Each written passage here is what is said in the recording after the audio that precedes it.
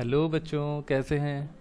मैं रंजीत कुमार आप सबको अगेन आर्या एकेडमी में वेलकम करता हूं। और आज हम लोग स्टार्ट करने रदरफोर्ड का एटॉमिक मॉडल। पिछले वीडियो में हम लोगों ने बात किया था रदरफोर्ड अल्फा स्कैटरिंग एक्सपेरिमेंट के ऊपर। कई बातों को हमने आपको बताया था।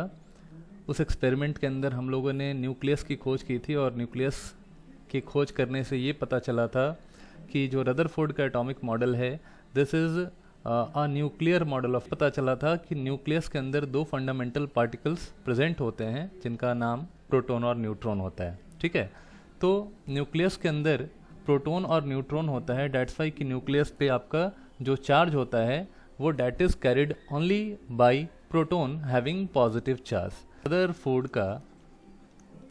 रदरफोर्ड का एक्सपेरिमेंट जो था उससे हम लोगों को ये पता चल गया कि जो सेंटर होता है न्यूक्लियस का, ठीक है, ये जो आपका न्यूक्लियस है और ये जो आपका खाली स्पेस है एटम का। सपोज करो this is an atom and this is your nucleus.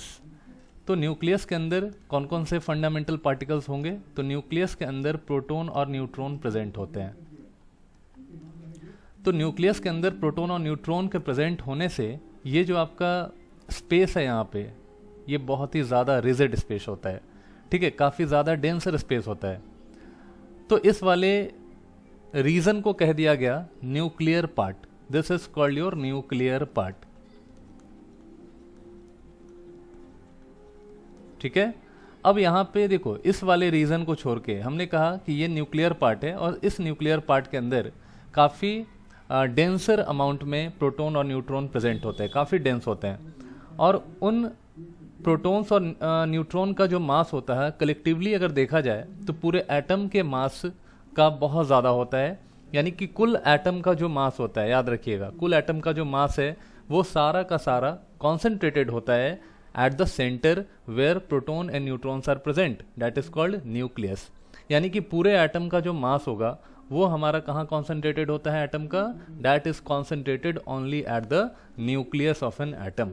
तो न्यूक्लियर पार्ट पे क्या होगा कि टोटल मास जो एटम का होता है, total mass of atom is concentrated. ठीक है, total mass of the atom is concentrated. तो न्यूक्लियर पार्ट पे टोटल मास एटम का कॉन्सेंट्रेट होता है। तो न्यूक्लियस के अंदर और कौन से फंडामेंटल पार्टिकल है यहाँ पे? तो प्रोटॉन और न्यूट्रॉन तो मैंने बता दिया आपको। प्रोटॉन और neutron they are the fundamental particles, they are the fundamental particles। ये fundamental particles होते हैं which are present at the nucleus of an atom। that's why कि nuclear region is very dense region। यानी nuclear region जो होता है ये बहुत ही very dense region, ये आपका बहुत ही ज़्यादा dense region होता है। ठीक है, तो टोटल मास एटम का कॉन्सेंट्रेट कहाँ पे होगा? That is concentrated on the nucleus of an atom. तो हम नेक्स्ट बात करते हैं। ठीक है, देखिए दूसरी तरफ ये जो हमारा स्पेस है न्यूक्लियस को छोड़ के, रदरफोर्ड ने कहा कि इलेक्ट्रॉन इस स्पेस के अंदर मूव करेगा। ठीक है, यानी कि this space is called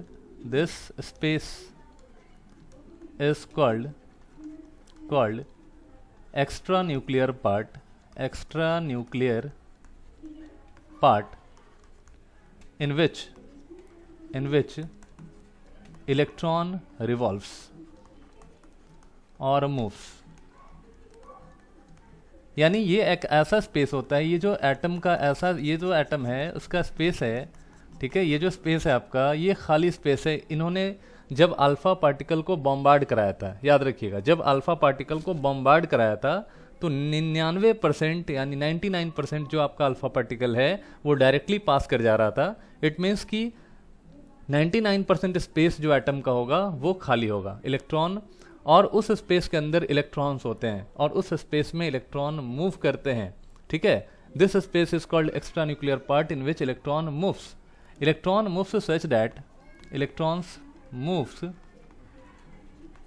such that Rutherford ने कहा electrons moves such that force at electron देखो, फोर्स इलेक्ट्रॉन के ऊपर, सपोज करो कि हमारे पास यहाँ पे, सपोज कीजिए कि हमारे पास यहाँ पे इलेक्ट्रॉन है, ये इलेक्ट्रॉन है, इस इलेक्ट्रॉन के ऊपर न्यूक्लियस का एक फोर्स लग रहा होगा जो अंदर की तरफ होगा, ठीक है। This force is called electrostatic force. और इस इलेक्ट्रॉन के ऊपर एक बाहर की तरफ फोर्स लग रहा होगा, this is called your centrifugal force. तो electron moves such that force electrostatic is equal to force centrifugal, ठीक है। तो रदरफोर्ड ने कहा कि इलेक्ट्रॉन ऐसे मूव करेगा कि जो इलेक्ट्रोस्टैटिक फोर्स होगा वो सेंट्रीफ्यूगल फोर्स के बराबर होना चाहिए, ठीक है। उन्होंने इसको बहुत एक्सप्लेन नहीं किया था, याद रखिएगा, इन्होंने बस ये एक्सप्रेशन लिखा था, लेकिन इन्होंने कुछ भी समझाया नहीं, कुछ भी नहीं बताया। इलेक्ट्रोस्टैटिक फोर्स मीन्स व्हाट, कि when two charges are separated at a distance of d और a distance of r, then the force acting on both the charged particle is given by, that is force electrostatic, that is what, that is suppose करो इस nucleus के ऊपर charge हमारा क्या हो जाएगा, Z हो जाएगा। Z is what, Z is the atomic number, ये हमारा एटॉमिक नंबर होता है, एटॉमिक नंबर होता है। And E is charge on proton, ठीक है। तो ZE हो गया, तो ZE हो गया टोटल न्यूक्लियस के ऊपर चार्ज, और इस इलेक्ट्रॉन के ऊपर चार्ज हमारा E हो जाता है। तो हम फोर्स इलेक्ट्रोस्टैटिक क्या लिख सकते हैं, K into ZE, ZE means charge on this nucleus and E is the charge on the electron divide by distance between them, that is R square, ठीक है। अब सेंट्रीफ्यूगल फोर्स क्या होता है, तो सेंट्रीफ्यूगल फोर्स होता है mv स्क्वायर बाई R।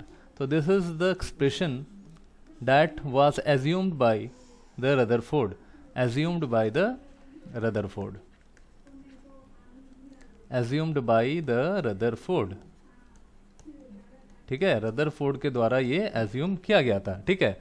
तो रदरफोर्ड का न्यूक्लियर मॉडल कैसा था, तो रदरफोर्ड का जो न्यूक्लियर मॉडल था एक ऐसा मॉडल था जिसमें इलेक्ट्रॉन्स न्यूक्लियस के चारों तरफ मूव कर रहे थे, लेकिन उन इलेक्ट्रॉन्स का कोई डायरेक्शन, कोई पाथ निश्चित नहीं था, कोई पाथ आपका फिक्स नहीं था। इलेक्ट्रॉन्स कैन मूव रैंडम, याद रखिएगा। In Rutherford atomic model, in Rutherford atomic model electrons are moving in random motion, ठीक है। इलेक्ट्रॉन्स कैसे मूव कर रहे हैं, रैंडम मोशन में मूव कर रहे हैं। लाइक बीज आर बजिंग, ठीक है, बीज आर बजिंग। जैसे इलेक्ट्रॉन कैसे मूव कर रहा है न्यूक्लियस के चारों तरफ, तो ये हमारा न्यूक्लियस है और यहाँ पे इलेक्ट्रॉन किसी पर्टिकुलर पाथ पे मूव नहीं कर रहा है, वो जैसे तैसे मूव कर रहा है, यानी कि वो ऐसे, ठीक है। इलेक्ट्रॉन का मूवमेंट ऐसे हो रहा है, फिर इलेक्ट्रॉन का मूवमेंट देखो ऐसे हो रहा है, फिर इलेक्ट्रॉन का मूवमेंट देखो ऐसे हो रहा है, ठीक है। इस तरह का कुछ पाथ फॉर्म कर रहा था, ठीक है ना।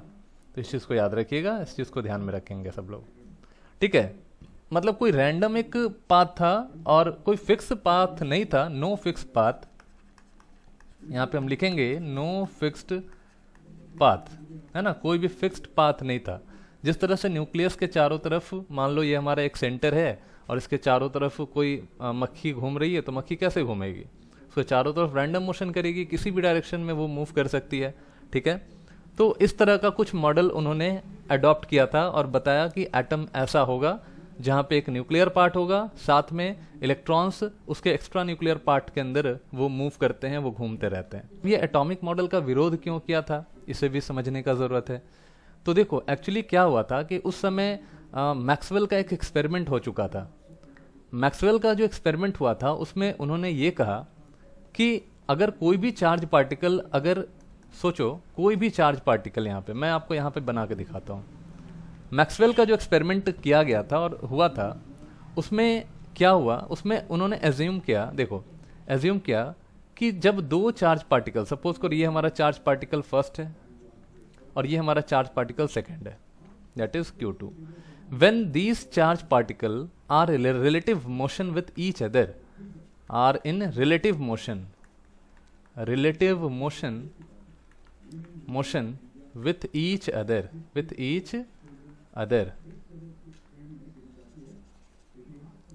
each other, ठीक है, जब ये दोनों चार्ज पार्टिकल रिलेटिव मोशन में हो, ठीक है, relative motion with each other, then these charge particle emits radiation. तो ये जो चार्ज पार्टिकल है, देखो ये जो चार्ज पार्टिकल है वो इमिट करेगा रेडिएशन को, ठीक है, ये जो चार्ज पार्टिकल है वो क्या इमिट करेगा, रेडिएशन इमिट करेगा। तो व्हेन, देखिएगा, when two charge particle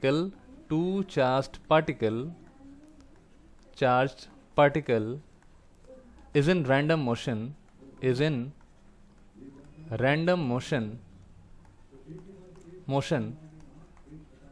then due to their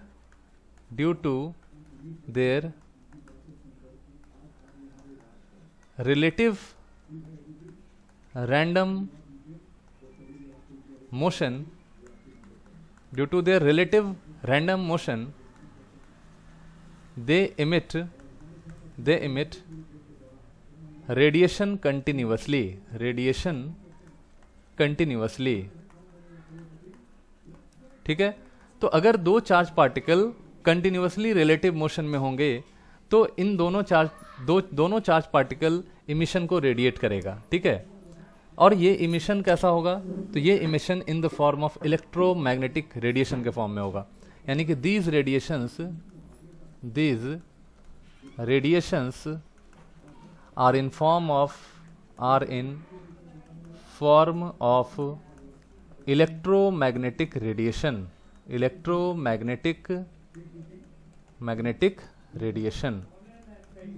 ठीक है।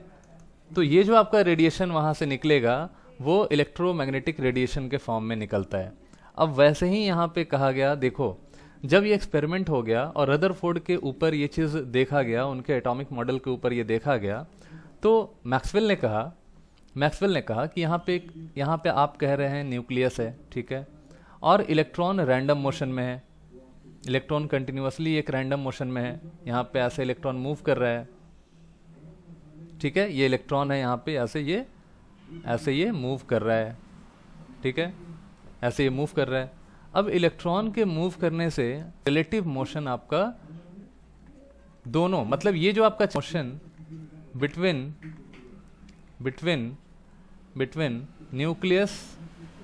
न्यूक्लियस एंड इलेक्ट्रॉन, ठीक है, there is relative motion between nucleus and electron, ठीक है। तो यहाँ पे न्यूक्लियस और इलेक्ट्रॉन के बीच में एक रिलेटिव मोशन देखा गया, और अगर यहाँ पे रिलेटिव मोशन करेगा इलेक्ट्रॉन, न्यूक्लियस के चारों तरफ अगर रिलेटिवली मोशन करेगा तो वहाँ पे ये कंटिन्यूअसली एनर्जी को रिलीज करेगा in form of radiation. Then electron would continuously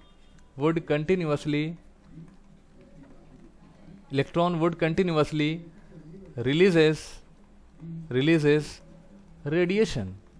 electron क्या करेगा, कंटिन्यूअसली रेडिएशन को इमिट करता है, continuously emit radiation in form of electromagnetic radiation, in form of electromagnetic radiation. याद रखिएगा EMR, जो हम लोग अभी आगे डिस्कस करेंगे, है ना। तो इलेक्ट्रोमैग्नेटिक रेडिएशन के फॉर्म में वहां से रेडिएशन आपका बाहर निकलता है। क्यों, इलेक्ट्रॉन जो है वो न्यूक्लियस के चारों तरफ रैंडमली मूव कर रहा है, रिलेटिव मोशन है, और रिलेटिव मोशन होने की वजह से यहाँ पे एनर्जी को कंटिन्यूअसली इमिट किया जाएगा, ठीक है।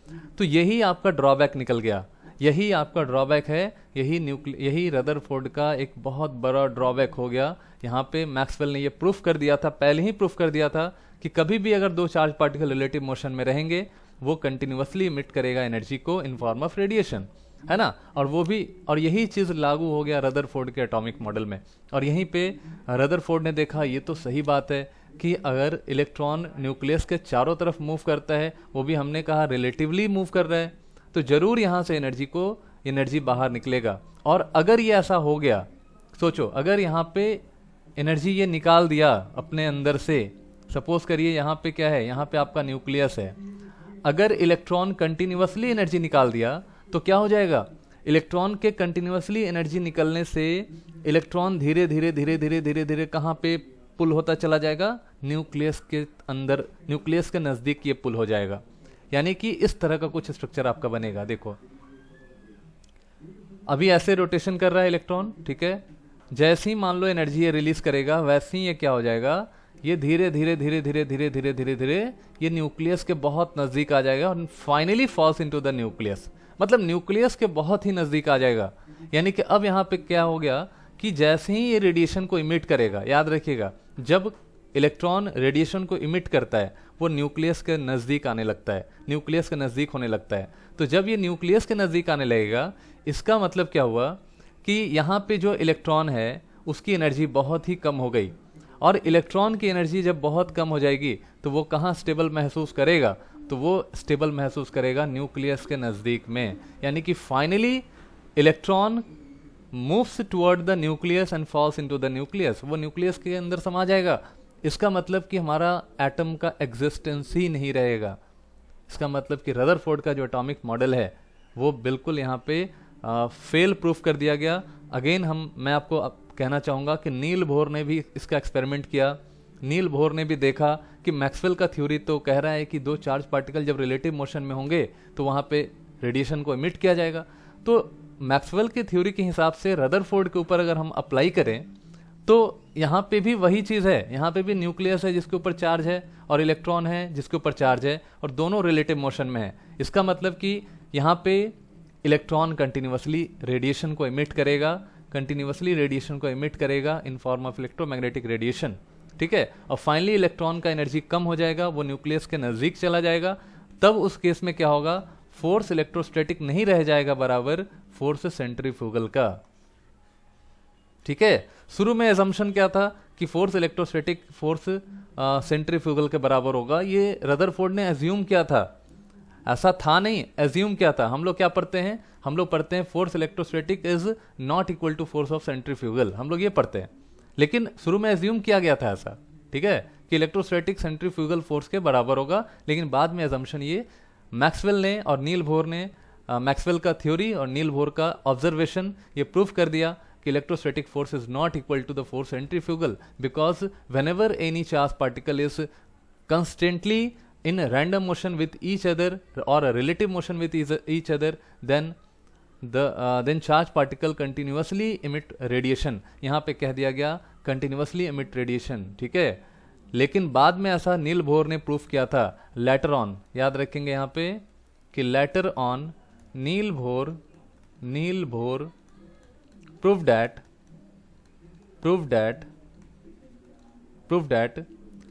electrons do not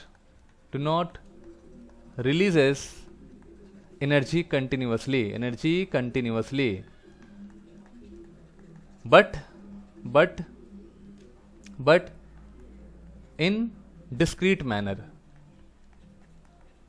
manner, यानी कि डिस्क्रीट मैनर में एनर्जी को रिलीज किया जाएगा, ठीक है। बाद में नील बोहर ने इसको प्रूफ किया कि इलेक्ट्रॉन जो होगा वो कंटिन्यूसली इमिट नहीं करेगा एनर्जी को, वो डिसकंटिन्यूअस फॉर्म में एनर्जी को रिलीज करता है या डिस्क्रीट फॉर्म में एनर्जी को रिलीज करता है।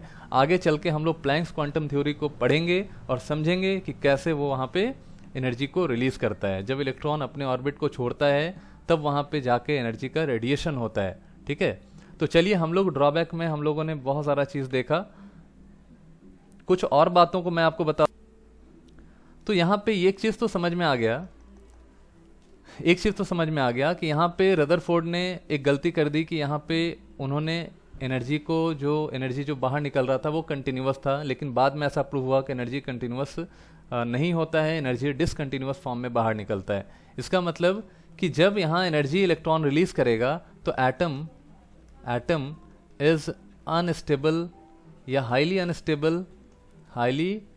अनस्टेबल हो गया, एंड नो रियल एग्जिस्टेंस, और इसका कोई भी रियल एग्जिस्टेंस नहीं था, ठीक है। इस तरह के मॉडल को अडॉप्ट नहीं किया गया, इस तरह के मॉडल को एक्सेप्ट नहीं किया गया। हाँ, ये अलग बात है कि इन्होंने कह दिया इलेक्ट्रॉन जो है वो न्यूक्लियस के चारों तरफ होता है, बिल्कुल होता है। न्यूक्लियस के अंदर दो फंडामेंटल पार्टिकल होते हैं, वो भी होते हैं, ठीक है। लेकिन इनका जो एजम्पशन था वो रॉन्ग हो गया, ठीक है। इनका एजम्पशन रॉन्ग किसने किया, तो मैक्सवेल थ्योरी ने इनके assumption को रॉन्ग किया, नील बोर ने उसके ऑब्जर्वेशन को देखा और ये बताया कि रदरफोर्ड का मॉडल जो है वो not acceptable, this model is of model, ठीक है। तो नो रियल एग्जिस्टेंस। दूसरी चीज है, he didn't explain the spectrum, hydrogen spectrum. इन्होंने हाइड्रोजन स्पेक्ट्रम के ऊपर कोई बात नहीं किया, ठीक है। हाइड्रोजन स्पेक्ट्रम के ऊपर इन्होंने कोई भी बात नहीं की। इसको हटा देते हैं यार, इसको हटा देते हैं, ठीक है। Atom is highly stable and no real existence, atom का कोई भी रियल एग्जिस्टेंस नहीं होता है, ठीक है।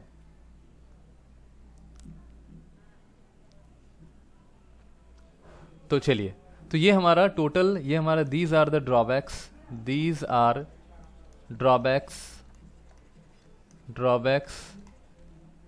ऑफ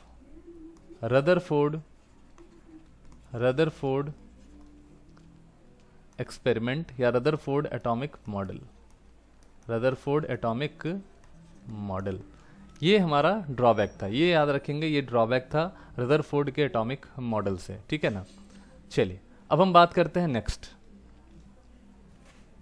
अब हम कुछ चीज़ों को देखते हैं, रदरफोर्ड एटॉमिक मॉडल से कुछ चीज़ों को हमने अडॉप्ट किया था और उन चीज़ों को अब हम लोग यहाँ स्टडी करने वाले हैं।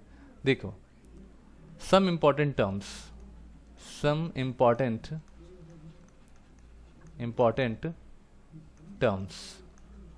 ठीक है, और कॉन्सेप्ट। देखो, सबसे पहली चीज़ यहाँ पे आप देखिए कि रदरफोर्ड के एटॉमिक मॉडल से ये पता चल गया कि एटम का साइज जो होता है वो न्यूक्लियस के साइज का बहुत ज़्यादा होता है, न्यूक्लियस के साइज से बहुत ज़्यादा होता है। और यहाँ पे atom is very small as compared to the size of the nucleus, ठीक है। यानी न्यूक्लियस के साइज से एटम का साइज बहुत ज़्यादा होता है और वो होता है कुछ ऐसा, radius of atom by radius of nucleus is equal to, देखिए न्यूक्लियस का रेडियस जब फाइंड किया गया और एटम का जो रेडियस फाइंड किया गया वो कुछ इस तरह था। रेडियस ऑफ एटम इज 10 का पावर -10 और रेडियस ऑफ न्यूक्लियस इज 10 का पावर -15, दोनों को सॉल्व किया गया तो ये आ गया 10 का पावर 5। तो radius of atom is equal to 10 to the power 5 times of radius of nucleus. तो पहला हमारा कंक्लूजन यहाँ से निकला कि साइज जो होता है एटम का वो न्यूक्लियस के साइज से 10 का पावर 5 टाइम्स होता है, ठीक है। ये पहला कंक्लूजन निकला, याद रखिएगा, है ना। तो size of atom is large, very large, that is 10 का power 5 times larger than the size of the nucleus.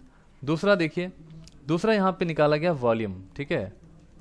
Volume of atom divide by volume of nucleus